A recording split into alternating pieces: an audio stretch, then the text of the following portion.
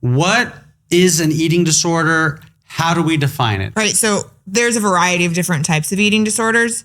The main thing to keep in mind is that an eating disorder, it's going to have a significant impact on your day-to-day functioning, right? So we'll distinguish that from disordered eating, right? Which is you might have some rituals or rules around food or your body or whatever it may be, or movement, exercise, compensatory behaviors, right?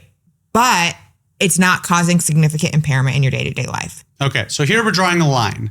There's a difference between having disordered eating and an eating disorder.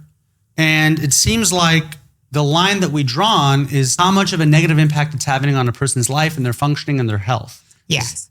That's a very, if I had to give the most simple way to differentiate, right? Go into a little bit of depth as to the ideology behind these disorders. I know there's varying types. So a lot of the eating disorders have different temperaments, right? And what I mean by temperaments is like personality traits and ways that we might tend towards as ways to cope. Now that said, eating disorders in general, there is a genetic predisposition to the development of eating disorders. They've done a plethora of twin studies on this, right? That said, there's also a societal component. So we mark it as almost like the genetic, like you're set up with genetics, and then society almost pushes you over the edge. Society. Can we also use the word environment for that? Society, environment, family, just what you've been exposed to. So much like every disorder, any sort of psychiatric illness, there's a genetic component and there's an environmental component. Yes.